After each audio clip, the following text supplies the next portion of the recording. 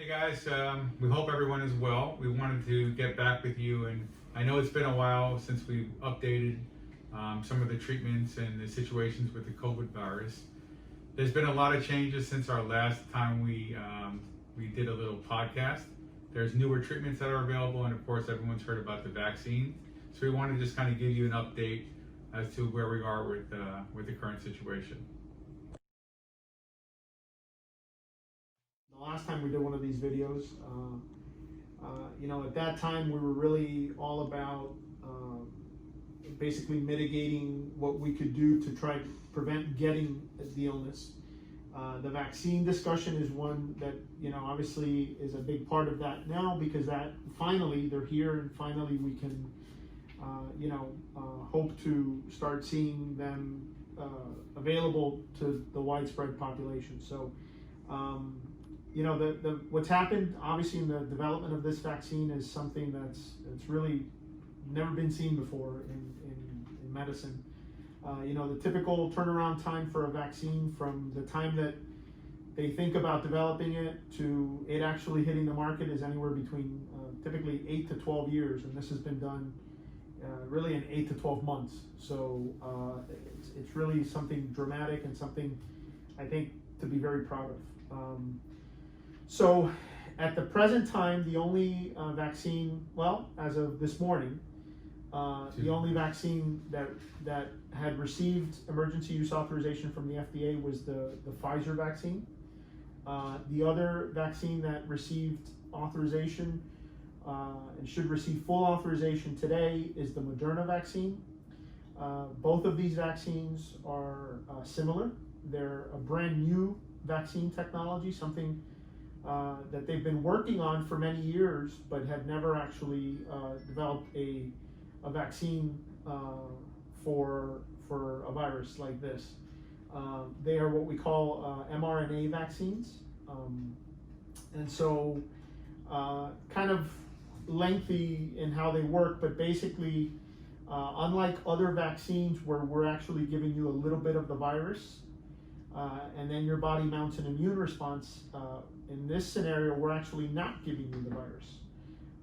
We're actually just giving you a little snippet of the RNA of the virus encased in a protein. Our body then takes that little RNA and basically produces the spike antibody, or the spike protein, which then our body recognizes as something foreign and develops antibodies to it.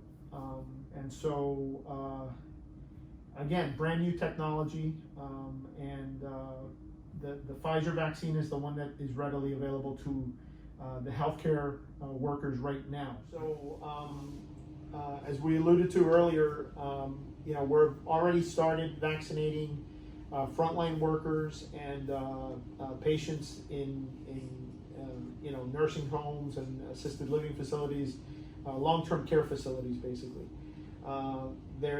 We're hopeful and optimistic that most of those two groups should be vaccinated by the end of this year.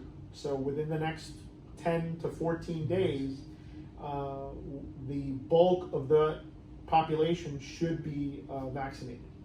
The issue that we have is that this Pfizer vaccine, which is the one that really got the first EUA, requires very special handling. It requires it must be kept in very cold freezer before it is administered. And so because of that, the administration of that particular vaccine has really fallen on healthcare settings or facilities like Mount Sinai Hospital. We hope that once the Moderna vaccine becomes available, again, which should happen in the next couple of days, that vaccine doesn't have quite the same requirement. And the fact that, again, they're expecting a large volume of that vaccine that's already been manufactured to be released immediately, that will kind of allow us then to move to the next group, the next high-risk group. And that next high-risk group, it would probably be, or is, patients over age 65 with and without risk factors. And then the remainder of frontline workers, so people like firemen, people like police officers, people like your checkout clerk at Publix that's interacting with a huge number of people. So the government has, kind of a hierarchy of who kind of comes next. Again, assuming everything goes well with Pfizer, assuming everything continues to go well with Moderna, we feel that we will probably see vaccine available for the bulk of the population, lower risk individuals, people under age 65, sometime around April of 2021. So a question we receive at least once a day is, do we feel that the vaccines are safe? And yes, as Alex said, it's a new technology, but it's actually a technology that's been around and been worked on for close to 10 years. So we both feel it's a safe vaccine. Alex already is vaccinated. I'll be vaccinated in the next week. So the technology of this, again, as he says, it's really, instead of giving somebody a live virus or giving them pieces of the virus, we're just giving them a piece of RNA to make those pieces of the virus so that it's recognized as something that's foreign to our body. The cells that take this up don't live long in our body. So within a month, this vaccine is cleared from your system. People talk about the side effects, and I don't like to call it side effects from the virus. You're actually getting what the vaccine needs you to do. So the first vaccine, really, you don't have an immune response. You don't recognize the vaccine. So you really only get a little bit, a very small percentage of the immune response for the vaccine. The second, which is 3 to 4 weeks later, you'll recognize that vaccine, the particles that are made from that RNA, as foreign, and you're going to have classic symptoms of an immune response, which are the shivering and the body aches and the fatigue. But because it's not a real infection, it's not going to last more than a day or two. That's expected, and you almost want to have that because that shows that your body has made an immune response to the vaccine. Yeah, so as Gary said, I received my first dose of the Pfizer vaccine yesterday. The only symptom I felt has been a little pain or soreness of the muscle right at the injection site. It's actually still a little sore, but it's better than it was this morning. But otherwise, no other symptoms, no fever, no headache or anything like that. But as Gary said, the mild symptoms that we feel are a sign of your immune system being activated. And so the symptoms should be mild. Again, headache being the most frequent, low-grade temperature, chills potentially, fatigue is another one that people, but probably the most common symptom, and we've kind of been polling our frontline workers here, our doctors, and everybody seems to have just soreness at the site of injection. So really overall, a very well-tolerated, as far as we can tell, vaccine, at least on the short term. Efficacy, which I think is obviously the most important thing with this, right? Are we taking the risk of a new injection because we think that it's something that it's going to really help end this pandemic? And I think the answer is yes. When we look at efficacy of vaccines, and you look at kind of like what the gold standard of a successful vaccination program is, you look at something like measles. It typically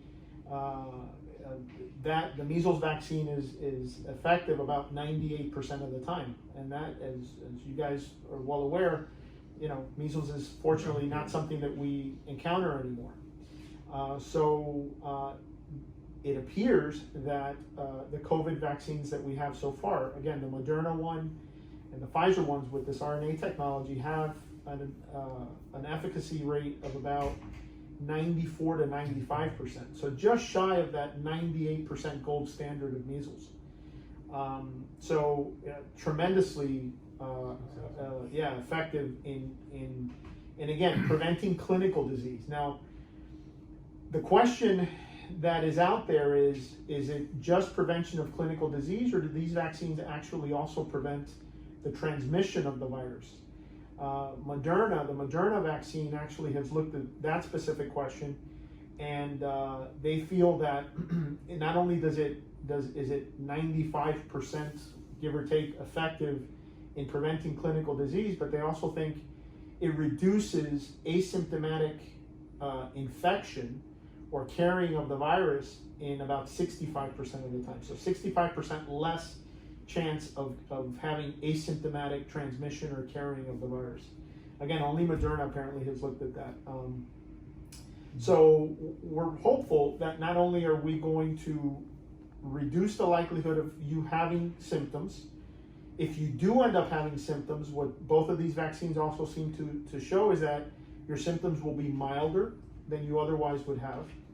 So we're reducing likelihood of symptoms, we're reducing severity of symptoms, and there's hope that, again, at least with the Moderna one, we may be reducing asymptomatic transmission, which really is what will ultimately end this pandemic.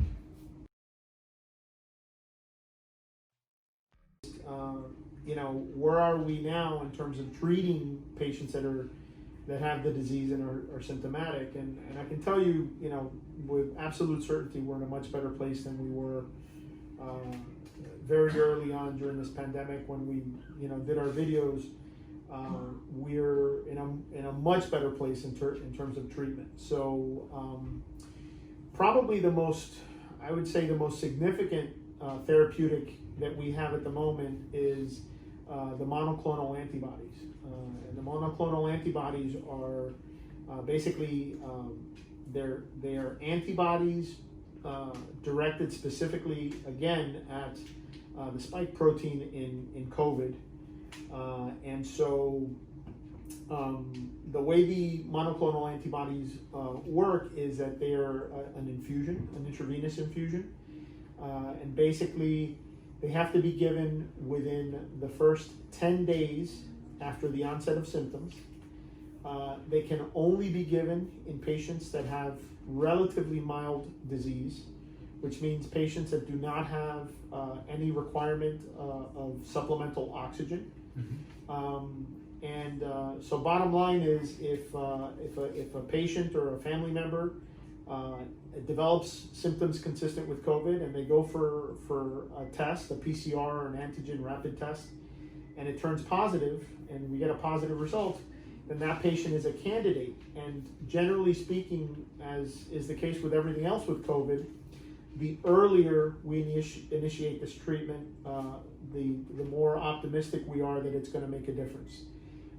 Eli Lilly and Regeneron, which are the two manufacturers of these monoclonal antibodies, have done studies and they received this EUA, or this emergency use authorization, because the studies revealed that these monoclonal antibodies basically reduce your likelihood of developing severe enough disease to require hospitalization by 70%. Actually, in the study, I believe the Regeneron study, but it may have been the other one, 10% of the patients who received placebo ended up in the hospital, as opposed to only 3% who received the monoclonal antibodies. So again, a 70% reduction there in the chances of being sick enough to eventually require hospitalization. So again, the key there is identifying the patient early, treating within 10 days of the onset of symptoms, and treating patients that are fairly mild in terms of their illness. For those patients that unfortunately do progress clinically and end up in the hospital, then we do also have additional treatments now. Obviously, the most important one is probably the dexamethasone or Decadron, which is a steroid that we've been using for many, many, many years in medicine. But as we know that this is an inflammatory process that happens in the body, the dexamethasone functions as an anti-inflammatory and basically helps quiet some of the inflammation in the lung that these COVID patients develop. So Decadron is, again, a big part of our treatment nowadays. We are still using remdesivir in the hospital. Interestingly, the World Health Organization, the WHO, has actually taken a stand against the use of remdesivir. But remdesivir, at least in the United States, still has an emergency use authorization in EUA based on a study actually out of Michigan that showed shortening in terms of the number of days in the hospital. It didn't really show a difference in terms of mortality and how successful we were in saving a person's life, but Just based on that, it still has an EUA and still is being used in the hospital setting. And that's basically it, I think. So I think I would recommend, and again, we've been asked this a lot, the vaccine is not a substitute for really anything that we're doing now. We should still continue to wear a mask, still, social distancing. You're still able, and studies that Valle just mentioned, you're still able to transmit an asymptomatic virus. And because of the vaccine isn't 100%, there's still a chance of you contracting the virus, although it's of less severity. I don't think I would recommend patients to change anything till we see this really lowering the numbers in the community and the reinfection rate starts lowering. So I think that you can feel better getting it, but I would still continue doing the same. Yep, agreed.